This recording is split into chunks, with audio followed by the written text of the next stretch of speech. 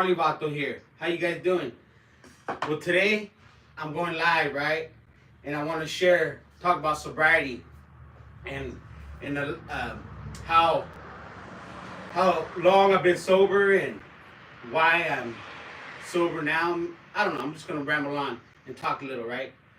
Well, I'm over 3 years. I got sober February 5th of 3 years ago, right? What is that? 2023? I mean 2020. And this this 2021, right? So it took me. I got a DUI in 2017, and I had to go do 30 classes, right, for DUI. They took my license and stuff, my license. So when I went to these classes, right, I kept avoiding them. I kept pushing them off, like, I'm not going. And I ended up going back to court because, you go through little stuff like this, the DUI, you think, oh, it ain't nothing because you've been through worse crimes, right? So I kept pushing these classes off because I had to take a court card into these AA classes and have them signed out or filled out. So I started going. It took like 6 months to get to 30 classes. And then I went back to court, and she was like, "You need to get these done," because I didn't get them all done. But she told me to get them done, because I told her I had no wheels. So, anyways, I told her I had no wheels because I had no license. So, but I did. When you drink, your life's unmanageable. You're uncontrollable. You just do what you want to do. So, I tell people, like, a lot of times. Well, I believe I drank a lot because I was in the construction industry.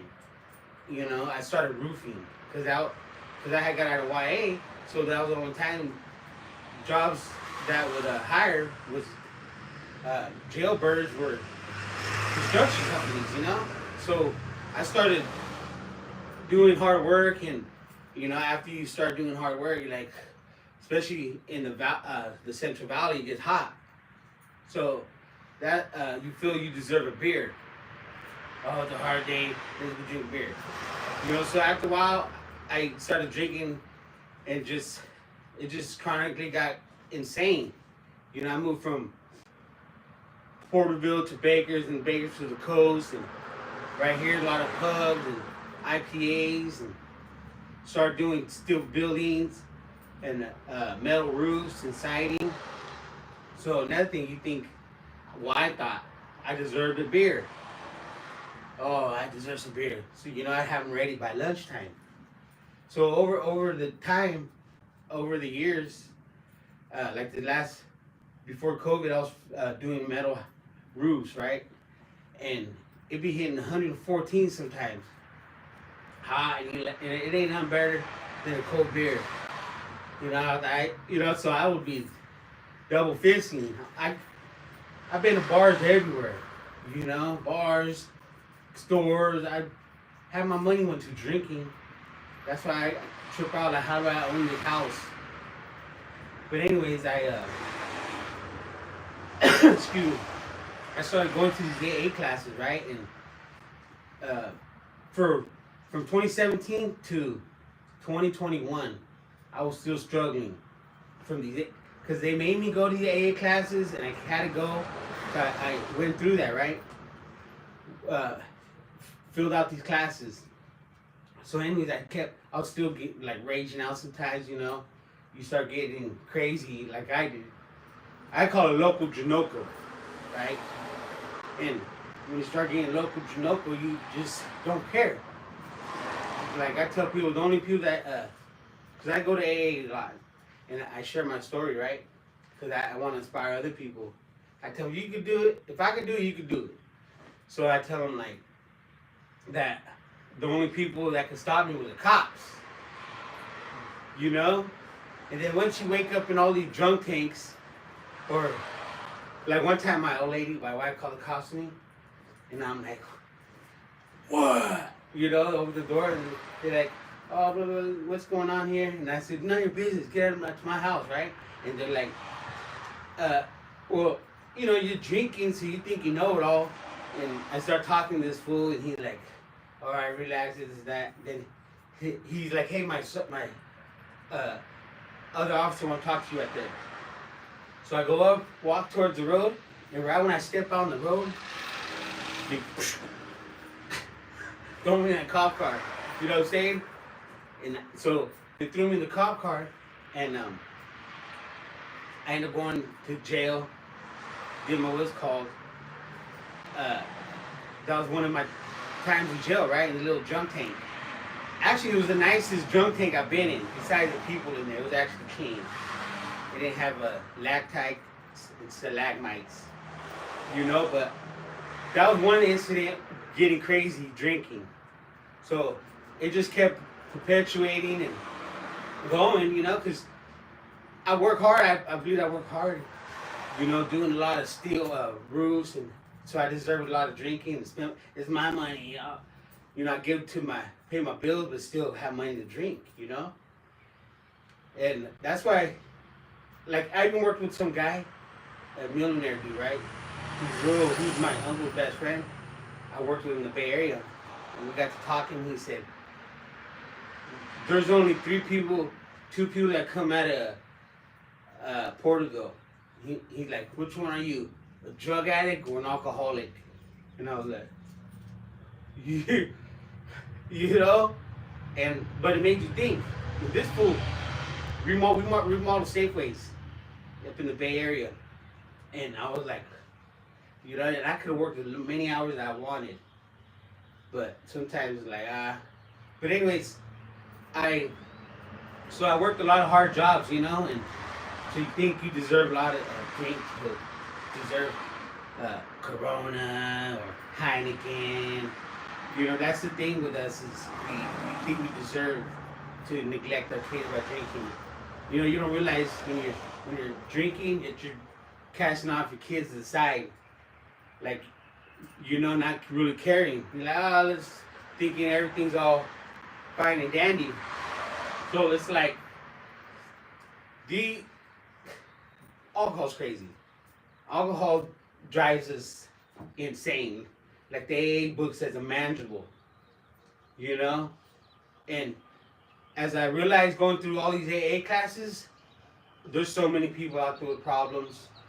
And a lot of times we cope with them problems is, you know, alcohol or marijuana or whatever drug, you know. But my preference was alcohol because it's easy. I could go right across the street, buy me some beer, a little few shots, come in my garage, chill, and, you know, think, oh, everything's fine and dandy, where my kids are struggling inside, you know, running around doing their own thing, being little iPad babies, you know, PlayStation, just neglecting them.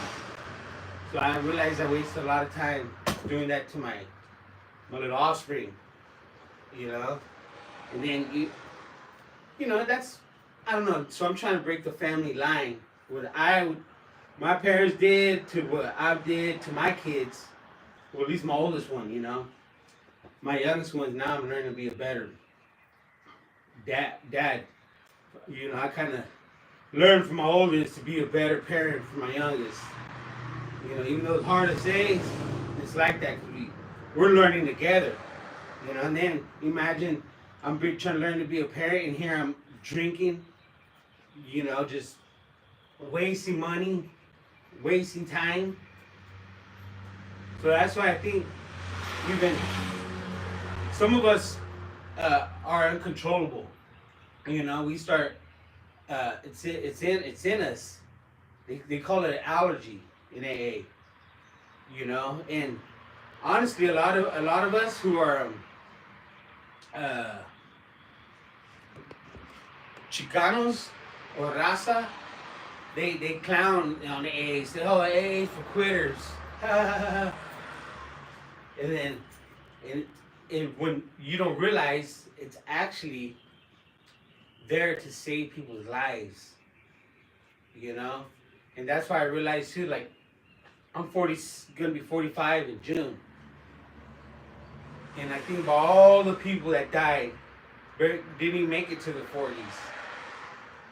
You know, never made it out of the 30s. from alcohol and drugs, you know. But well, them are just few. There's other ones that then you see the older people like 50 and up dying from cirrhosis, kidney failure, and then what do when we go bury them? We go cry at their funeral. Then we go put them in the ground, throw some sand on them, right? Then we go home and barbecue and celebrate, and drink beer and laugh. Oh, remember the lies. So drink. Oh, he would want us to drink. You know, and that's kind of shame. That's shameful if you think about it. Like we gotta break that cycle too. It's not, oh, we go celebrate with beer. You know, like everything's a celebration. That's why I was talking to this other guy. Because I'm working with a bunch of trades, different trades, right? And one of these AC guys. And we were talking, you know, because I got my spiel. I always tell my spiel and try to get my people, my raza, my homie, everybody sober. Because we're better than that, you know? Get our head out the bottle. And I told this homeboy, we're talking, and he goes, there's two brothers, they started a company. And these fools, like, I was telling him, he goes, everything is a celebration with alcohol. Mexicans can't do nothing without alcohol. You know, and I was like, And if you really sit and think about it, he's right. You know, we got to get better. We got to stop this, you know. Think about all the money right now. Think how much alcohol is costing now. And everybody coming out their pocket with all this money. All the you know. Because I've been there, trust me. I've spent more money than anybody. I added it up one day. How many beers I would buy in a week, right? So just calculate, I'm going to calculate my alcohol intake in 1 week. Or we'll say 1 week, in 1 day, right? I would go like maybe 3 IPAs, Sierra Nevadas, by lunch, have them ready at lunch. 3 IPAs, right? By the time I get off 3 o'clock, I'll go give me like 2 more IPAs. Excuse me, and a little bottles, you know, a few bottles in it. Just to go home. And just, you know, maybe later I'll grab some more, walk across the street, get some more. Because it's that easy access. So that was just probably like 20, 30, 40 bucks. 20, maybe 30 to 40 bucks just that day with alcohol. So I spent 3, 6, 9, 12, 15, 150 a week probably. Just on alcohol. You know, maybe 200 if I get local to Noco. And where would that 200 go I spent on alcohol? I could have went to something productive. You know, my kids. You know, or something. Instead of giving it to these beer companies. You know, and we're just getting saturated too with all these ads. They're everywhere, you know, and all these tasty beers. They look delicious. Scrumptious. I'm like, oh, man, look at that new one.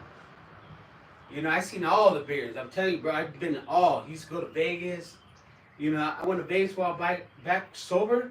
The first time, like 10 times. Man, it was amazing. Being sober in Vegas was the craziest experience. You know, I walk by people, I go, was that me? You know what I'm saying?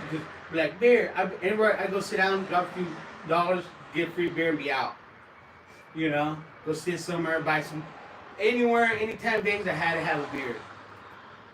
Get a free one or go buy one. All the time. I put my jacket, beer here, boom. Beer in here. Little bottles or something. And, you know, I be getting outrageous. You know, I got outrageous to where my life was getting unmanageable, you know, and my wife would be like, Gnarly Vato, it's time to cut you off. Yeah, I was so crazy. I passed out in Arizona at a wedding, just drinking. Passed out. You know what I'm saying? And you think it's like, my life was one big party. You know? And they would say, "Hey, you gonna drink this weekend?" And I'm like, "No, bro, I gotta heal. I gotta heal up this weekend." You know, so I used to, but like when you're out here where it's hot, you have to drink a lot of water too. You know, when I got sober, I went to the doctor and he said I'm pretty good. He said I could drink more. Nah, I'm just kidding. But he said I'm lucky I didn't affect my body worse. You know, so I'm glad too and grateful that I did something right. But I made it out of this to tell this craziness to tell all the homies like, bro, come on. Now that I'm sober, I literally think I could conquer the world. Like, I'll be like, put me in, coach. Seriously, my mindset's so different. It's crazy, and I wish I would have done this earlier, you know. But now I'm getting so many revelations, and I could discern things more, like clarity. They talk about like in AA, they talk about uh, the beer goggles, you know. Beer goggles is like it's nonstop. You like when I drink, it goes from like, come and say, check it out. Say I woke up Sunday night, right? Got some beers in the morning for drink at lunch, right? So I drank them at lunch. Then at lunch, I got some more before nighttime, right? So then I go to sleep with drinking, passing out with alcohol on me. Wake up again, do the same routine. So we always have alcohol in our brain or beer goggles on. So once you take these off, it's like, wow, this is insane. Why did I waste my time doing that? Why did I do that to that guy? Why did I say them words to them people? You know, and then you see all the people, all the things, alcohol, other people, and alcohol did to you. You know, and that's hurtful too, to see things people did to you on alcohol, but then what you do to them on alcohol. You know, and that's one thing I don't miss is like waking up and saying, well, what did I do? Look at my old lady.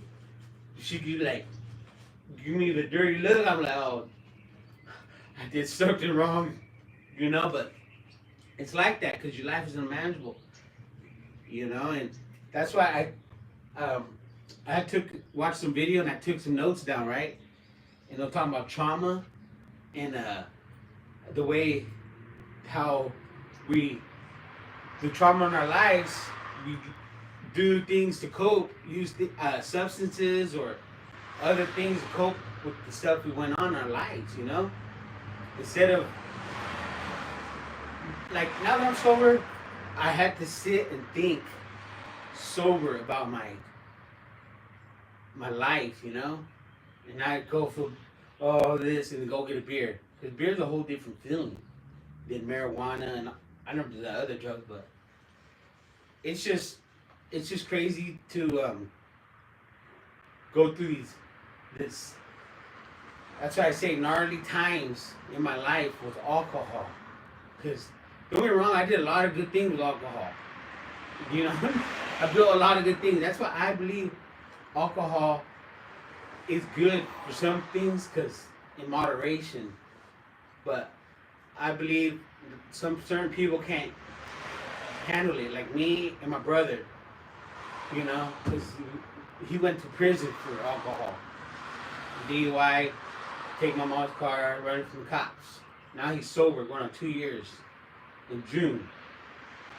You know, and he thinks about all the things that affected his life with alcohol and what he's done on alcohol. You know, and that's what this does. Once you get sober, you start thinking about all your chaotic moments under the influence, you know, risking your lives and other people's lives.